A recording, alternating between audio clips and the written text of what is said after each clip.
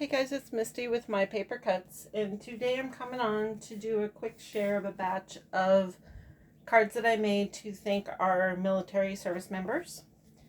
And I started off with this paper collection. It is Heroic from Authentique. I did pick it up at Tuesday morning last year. This is one of my favorite patriotic lines. The papers I used were this one right here, this one, and this one. And I used all 3 sheets of each. So I only used 9 sheets out of this stack here. And this is what I have left. They are double-sided. I do love that camo.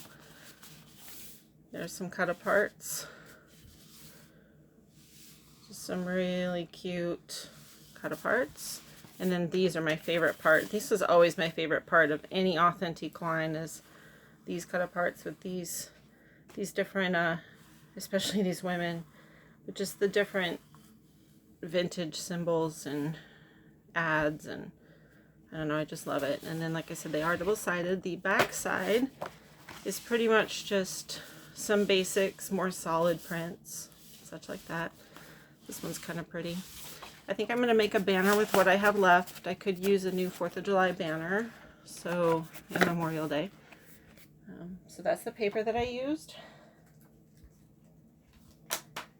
And then this is the stamp set that I use. It is from the Greeting Farm, and it is called American Heroes. And this stamp set has a male and female, and then it represents all the branches of the military. You have your Navy, your Army and Marines, and then of course your Air Force there. And then it has a few sentiments: duty, courage, and honor. Thank you for your service. Love our vets, and land of the free because of the brave. So that is the stamp set that I used. And then I did make 36 cards. I did use the busier pattern papers for the background, and then the more solid for my die cut. So I'll just show you this first one here. Is the Air Force, and it was very difficult for me not to use any glitter or sequins or glossy accents or anything. But when it comes to sending cards to the military, you can't really do that and keep the service member who has the cards safe, especially if they're overseas. So I resisted the urge, and it was especially hard when I was doing these Air Force cards because I really wanted to put glossy accents or even a foil paper on those aviators, but I resisted the urge. It's more important to keep them safe. So I just have the pattern paper on the background here, a red cardstock heart that I die cut out and ran through an embossing folder with stars.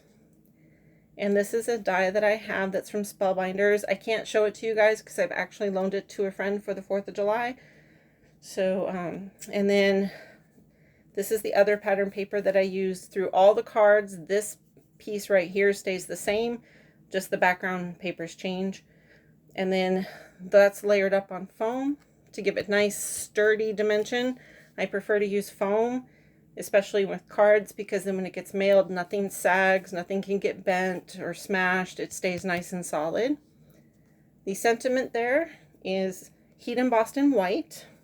And then all of my little characters I watercolored with my Zig Clean Color Real brush markers. And I tried to make them as diverse as I could.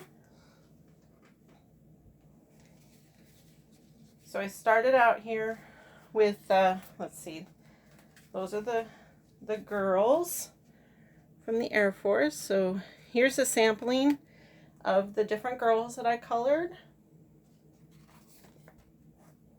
And for the Air Force, here are the boys. So, and then on the inside of the cards here, I used the Duty, Courage, and Honor stamps, and I stamped them in a very light ink just to provide some sort of an interest there, and then stamped that in a brown VersaFine ink. And everything is inked here with a brushed corduroy. decided to go a little bit darker instead of my usual vintage photo. So that is the Air Force cards. And here's the sampling of the Navy cards. Here are the boy versions. A lot of fun doing the different skin tones and the different hair colors. And then here are the girls. So I love her little curl in her face there. And then the camouflage took a lot longer to color, but I think it was well worth it. So here are some of the boys. A lot of detail in those little outfits, but I think it was well worth the effort. Our service members deserve the attention to detail. And then here is a sampling of the girls. So like I said, I made 36 cards in total, and I still have some